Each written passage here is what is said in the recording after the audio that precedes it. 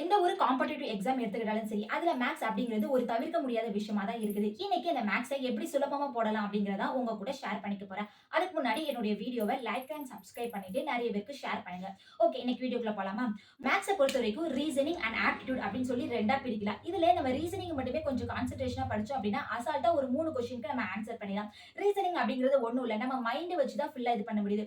இப்போ எக்ஸாம்பிளுக்கு எடுத்துக்கிட்டோம் அப்படின்னா நமக்கு கண்டிப்பா ஏபிசிடி தெரியும். இந்த ஏபிசிடியில ஷஃபிள் பண்ணி கொடுத்துருப்பாங்க. ஒரு 1, 2, 3 வச்சுட்டு இந்த ஏக்கு அப்புறம் இந்த இடத்துல என்ன வரும், இந்த இடத்துல என்ன வரும் அப்படின்னு சொல்லிட்டு தான் நம்ம மைண்ட வந்து கொஞ்சம் திங்க் பண்ண வைக்கிறது தான் வந்து இந்த எக்ஸாமா இருக்கக்கூடியது, இந்த மேத்ஸ்ல இருக்கக்கூடியது. ஸோ கொஞ்சம் அசால்ட்டாவே எடுக்கலாம். ஆட்டிடியூட் பொறுத்த வரைக்கும் பார்த்தோம் அப்படின்னா அதுக்கு கொஞ்சம் வந்து பொறுமையும் தேவைப்படுது. கொஞ்சம் ஃபார்முலாஸ், கொஞ்சம் மெத்தட் இது எல்லாமே தெரிஞ்சுச்சு அப்படின்னா இந்த ஆட்டிடியூடுமே அசால்ட்டா போட்டு நம்ம வந்து ஈஸியா 5 கொஸ்டின்ஸையும் அட்டென்ட் பண்ண முடியும். சம்ம வந்து எப்படி ஹேண்டில் பண்ணலாம் அப்படிங்கிறத பத்தி பார்க்கலாமா?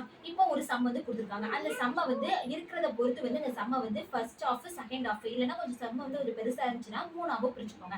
அப்படி பிரிச்சுட்டு இந்த ஃபர்ஸ்ட் ஹாஃப் எடுத்து அதை படிச்சு பார்த்துட்டு ஒரு டயக்ராம் மாதிரி வரைஞ்சுக்கோங்க. செகண்ட் ஹாஃப் எடுத்து அதை புரிஞ்சு பார்த்துட்டு ஒரு டயக்ராம் மாதிரி வரைஞ்சிட்டு அதுக்கப்புறம் அந்த சம்ம பார்த்தீங்க அப்படின்னா உங்களுக்கு ரொம்ப ஈஸியாவே உங்களால ஆன்சரை வந்து கண்டுபிடிக்க முடியும். ஃபர்ஸ்ட் வந்து அந்த சம்ம அண்டர்ஸ்டாண்ட் பண்ணாதான் எந்த மாதிரி மெத்தட்ல எப்படிலாம் போட்டா வந்து ஆன்சர் கிடைக்கும் அப்படின்னு சொல்லிட்டான ஒரு திங்கிங் கெப்பாசிட்டி நம்ம பொறுத்த வரைக்கும் நீங்க எவ்வளவு பிராக்டிஸ் பண்றீங்களோ அவ்வளோ உங்களுக்கு வந்து புரிய வரும். இப்போ வந்து நீங்க ஒரு தியரி பேப்பர் படிக்கிறீங்க அப்படின்னா அதோடைய கான்செப்ட் மட்டும் புரிஞ்சா போதும். ஓகே, இதோடைய கான்செப்ட் இது, ஸோ இந்த மாதிரி தான் வரும்னு சொல்லிட்டு உங்களுக்கு ஒரு பேசிக் ஐடியா வந்துடும்.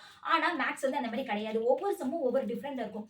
ஆக்சுவலி என்ன சொல்றோம்னா எனது பேஸ் ஒன்று தான். பட் உள்ளுக்குள்ள போக போக நிறைய குட்டி குட்டி பார்ட்ஸா வரும். குட்டி குட்டி டெஃபினிஷன்ஸ் நமக்கு தெரிய வரும். ஓ, இந்த மாதிரி போட்டா இந்த மாதிரி வருமா அப்படின்னு சொல்லிட்டு ஒரு குட்டி குட்டி நுணுக்கங்களும் அந்த மேத்ஸ்ல வந்து ஒவ்வொரு சம்மா போட தான் தெரியும். ஸோ எவ்வளோ பிராக்டிஸ் பண்றீங்களோ அவ்வளோ மேத்ஸ் வந்து உங்களை வந்து ஃப்ரெண்ட்லியா உங்களை வந்து ஏத்துக்கணும். அது இல்லாம இந்த மேத்ஸ்ல வந்து இன்னொரு ஒரு விஷயம் அப்படின்னா நம்ம பண்ண போறது காம்படிட்டிவ் எக்ஸாம். நம்ம ஒன்றும் ஸ்கூல் பிள்ளையோ இல்ல காலேஜ் பிள்ளையோ கிடையாது. Competitive exam. ஸோ வந்து ஒவ்வொரு ஸ்டெப்பா போட்டு அதுக்கு ஆன்சர் கண்டுபிடிக்கிறதுக்கு நம்மளுக்கு யாரும் வார்த்தை கொடுத்துருப்பாங்க. ஜஸ்ட் அதோடைய ஆன்சர் தான் நம்ம கண்டுபிடிக்கணும். அதனால கொடுக்கக்கூடிய ஸ்டெப்ஸ் எல்லாத்தையும் எவ்வளவு ஷார்ட் பண்ண முடியுமோ அவ்வளோ ஷார்ட் பண்ணி நீங்க வந்து சம்ஸை வந்து முடிவு பண்ணிக்கலாம். மேத்ஸை பொறுத்த வரைக்கும் நீங்க வந்து ஒரு சம் செய்யும் போதுல ஒரு 10 சம் இன்னைக்கு செய்றீங்க அப்படின்னா அது வந்து ½ அன் ஹவர்ல செஞ்சு முடிக்கிறதுக்காக ஒரு டைம் செட் பண்ணிக்கோங்க. அதுக்கப்புறம் கொஞ்சம் கொஞ்சமா குறைச்சிக்கோங்க. இப்போ ஒரு சம்மை நீங்க எவ்வளவு செகண்ட்ல செய்றீங்களோ அதை பொறுத்து தான் நீங்க எக்ஸாம்ல எழுதும் போதுல குயிக் அந்த சம்ஸை வந்து முடிக்கிறது ரொம்ப ஹெல்ப்ஃபுல்லா இருக்கும். நம்ம நிறைய பிராக்டிஸ் பண்ணோம் அப்படின்னா உங்களுக்கு குயிக் அந்த சம்ஸை முடிச்சிடலாம். அதுக்கு வந்து ரொம்ப டைம் எடுத்த மாதிரி தெரியாது. ஒரு சம் பண்றீங்க, அதோட ஆன்சர் வந்துட்டு இந்த ஆன்சர் கரெக்டா இருக்குமா இல்லையான்னு சொல்லிட்டு ஓவர் திங்கிங் எதுவுமே பண்ணாதீங்க. எப்பவுமே நம்மளுடைய ஃபர்ஸ்ட் இன்ஸ்டியூஷன் தான் கரெக்டா இருக்கும்.